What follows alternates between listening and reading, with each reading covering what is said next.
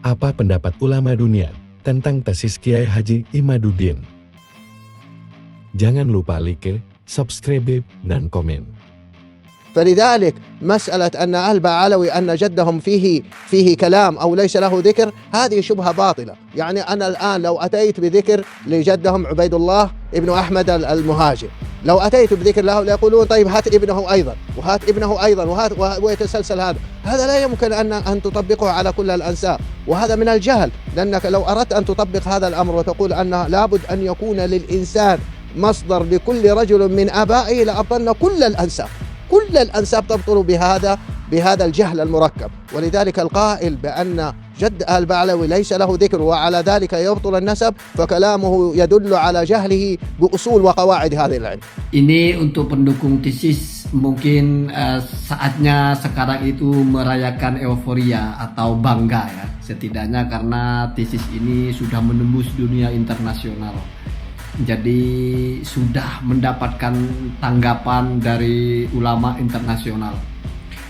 Tanggapan di sini adalah walaupun mungkin ada sebagian yang menyebut nama Kiai Imad, sebagian tidak, tetapi ide pokoknya itu ditanggapi oleh mereka. Ya bukan hanya masalah ide pokok tentang batalnya Ba'alawi, tetapi tentang alasan atau argumentasinya. Kalau kita ingat-ingat, setidaknya akan saya rilis ya. Mungkin ini semacam meresum ya tanggapan-tanggapan ulama kelas internasional, bahkan yang kepakarannya itu juga diakui dipakar di bidang nasab bahkan ya.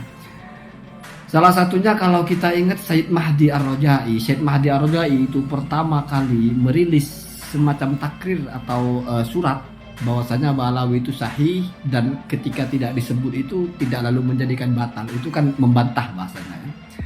Kemudian ada taukid, tanda tangan beliau mentahkik mentaukid lah bahwa ini adalah sadah benar keturunan Rasulullah di salah satu dari Ba'alawi ya. Di stempelnya di bawah ada taukidnya. Kemudian yang terakhir ya, yang versi takbir. Jadi yang pertama versi takrir ya, surat keputusan atau surat pernyataan. Yang kedua versi taukid, tanda tangan juga. Yang ketiga versi takbir ya, dengan narasi yang sudah beredar videonya itu. Bahkan itu spesifik sekali. Kemudian ada juga dari ulama di Malaysia ya, seorang Sayyid Al-Mahdali Al-Musawi, seorang profesor ya, Al-Ustadz Ad-Doktor, profesor doktor dari Malaysia itu. Kemudian yang terakhir ini dari Sayyid Ibrahim bin Mansur, penulis kitab yang dipakai oleh Kiai Haji Imaduddin, seperti kitab misalnya Al-Ifadah kan dipakai oleh Kiai Imaduddin itu. Begitu juga ada kitab Kasfu Qawaid wa Usul fi Kasfi Muzawwirin Nasab wa Mudaya Syaraf, kalau tidak salah begitu ya. Cuma begini kawan-kawan ya, kalau kita perhatikan tanggapan ulama internasional ini semuanya sepaket, yaitu tidak sepakat dengan Kiai Imaduddin. Jadi tanggapan ulama-ulama internasional ini, tokoh ini semuanya sepaket tidak sepakat dengan Kiai Imaduddin. Artinya berarti Kiai Imaduddin ini dibantahnya itu bukan hanya oleh orang Indonesia, tapi juga oleh ulama internasional. Satu, yang kedua begini, kalau saya lihat narasi-narasinya kok kayaknya lebih kejam dari narasi YouTuber ya. Saya pribadi tidak pernah mengatakan Kiai Imaduddin itu jahil murakkab, tidak, tapi bahasa jahil murakkab itu kok disebutkan oleh beberapa ulama. Misalnya Sayyid Al-Mahdali ketika menyebut di atas itu Kiai Imaduddin Usman Al-Bantani, lalu di bawah ya, di atasnya itu menjelaskan ada orang yang membatalkan nasab Kiai Haji Imaduddin Usman Al-Bantani, lalu di bawah dijelaskan bahwa kira-kira la yubtilu hadzal nasab illa rajulun jahilun murakkabun yudau fi sufil majanin. Itu bahasa itu kalau kita Indonesia kan itu sakit telinganya. Tidak ada orang yang membatalkan nasab ini kecuali laki-laki yang gobloknya berganda. Kalau bulu tangkis kan pasangan ganda, ini gobloknya berganda. Kemudian bukan hanya itu, yudau fi sufil majanin, yang pantasnya orang itu disejajarkan dengan orang-orang gila. Jadi diletakkan di barisan orang-orang gila. Itu saya sebagai YouTuber yang merosting aja nggak gitu ya. Itu ulama Pak yang ngomong begitu. Nggak perlu saya panjang-panjang lah, cuma mau menyampaikan hal begitu, nggak usah pakai kitab, kamu nggak percaya urusan kamu ya. Kemudian yang tadi yang dari Syekh Ibrahim bin Mansur itu kan jahil murakkab. Kalau mengatakan karena nggak ada di kitab ini, nggak ada di kitab ini lalu batal, jahil murakkab, nggak tanggung-tanggung, Mbak. Jahil murakkab itu apa ya? Bodohnya double gitu. Kemudian kalau narasinya siapa? Narasinya Syekh Ali Jum'ah misalnya. Anta hurun, ya bebas terserah kamu. Ya uqud mutasyakkikan. Bas anta hurun gitu. Ya udah terus aja ragu, kamu bebas. Itu kalau kita terjemahkan kamu bebas, berarti kamu ini orang yang tidak ada hukumnya gitu. Lepas dari hukum. Artinya sama-sama gila sebetulnya. Kenapa? Karena orang gila itu rufi'al qalam, enggak di ini apa?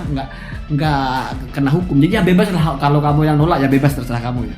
Tapi di belakang nggak ada ucapan dari itu adalah sebagian dari kebodohan. Jadi bahasa bodoh. Ini kenapa ulama-ulama internasional itu begitu? Apa mereka ini budak Balawi semua atau bagaimana? Nggak ngerti juga saya. Padahal nggak ada yang Balawi itu. Nggak ada yang Balawi itu. Syekh Ali Jum'ah mana ada Balawinya. Al-Mahdali juga bukan Balawi. Terus Ibrahim bin Mansur apalagi. Terus yang siapa? Yang Iran itu siapa namanya? Said Mahdi Rojai juga mana ada Balawi. Nggak ada Balawinya orang-orang ini.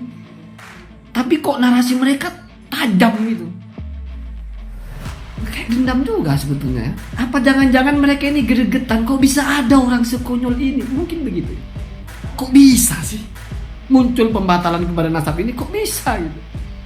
Alasannya nggak ada kitabnya. Kok bisa ada orang yang berpikir kalau nggak ada kitabnya lalu batal? Itu bertentangan.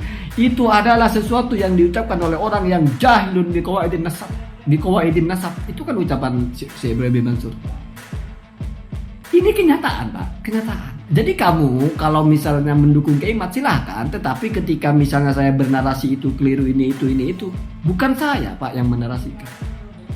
Artinya saya baca kitab-kitab itu, sehingga ketika dikonfirmasi kepada orangnya yang masih hidup pun yang nulis kitab itu ya malah lebih sadis, jahil murakkab. Dikonfirmasi kepada yang nulis kitab As-Sajarah, ya begitu. Kalau mungkin tidak keluar narasi bodoh di situ, tapi bayangkan Syed Mahdi sudah 3 kali menjelaskan terus kamu, tapi masih ada orang bernama ini mengatakan Balawi batal. Apa kira-kira jawabannya, Pak? Mungkin bukan jahil lagi, Pak. Ahmak, bebal. Ya tapi saya tidak mau menghakimi mana yang benar mana yang salah. Saya bukan pengadilan, bukan penghakiman, dan tidak perlu juga divonis ini mana yang benar mana yang salah. Kenapa? Karena ini nggak dibandingkan, Pak. Siapa yang salah, Kiai Imad apa Syed Mahdi? Itu pertanyaan kurang ajar itu. Dokter dan pasien kamu tanya siapa yang paling benar resep obatnya, kan kurang ajar kita yang nanya. Jadi nggak perlu ditanya. Kira-kira kalau Kiai Imaduddin versus nasabah Syed Ibrahim bin Mansur, kemudian versus Syed Mahdi Rojai, siapa yang benar? Itu kurang ajar nanya itu. Ya, kurang ajar itu. Itu sama dengan ada orang sakit datang ke dokter terus kira-kira 2 orang ini siapa yang paling bisa memberikan obat? Ya kurang ajar menurut saya. Jadi nggak cocok apa begitu.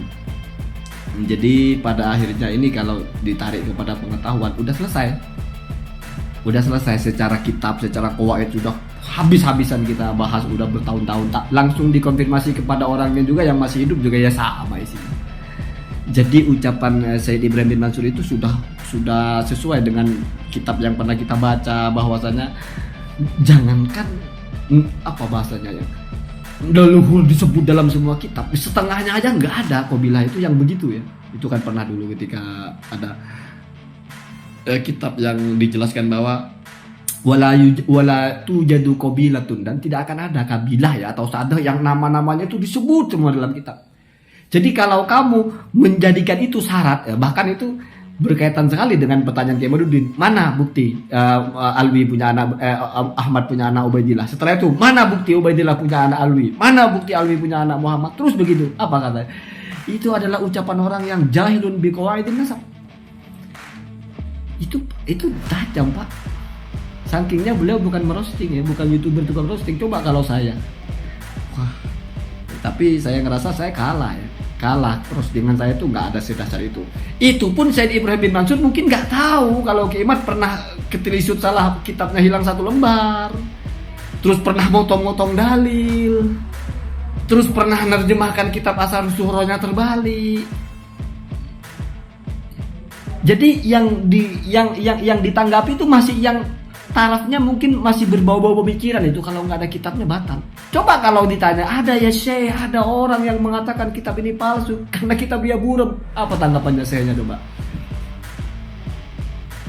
Ya tapi kalau bagi pendukungnya ya tetap anzatul walau torot. Saya nggak mau tahu. Tetap kambing loh. Tapi kan terbang, nggak mau tahu. Kakinya kan dua, nggak mau tahu. Kambing cacat mungkin. Tapi kan terbang, kambing sakti mungkin loh. Katanya cacat, katanya sakti. Kambing aneh, kambing hebat lah pokoknya. Pokoknya kambing nggak mau tahu saya gitu ya. Ya silakan ya. Is masih antah hurun.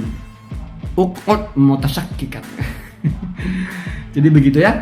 Jadi ini sudah nggak terlalu seru, kita menanggapi ini sudah nggak terlalu seru kalau kita membedah lagi apa kajiannya Kiai Imaduddin, apa 12 pertanyaan lah, apa ini apa itu, udah selesai. Udah selesai, kita tahu mana dokter mana pasien kita tahu ya. Jadi kalau kamu berobat datang ke siapa silakan.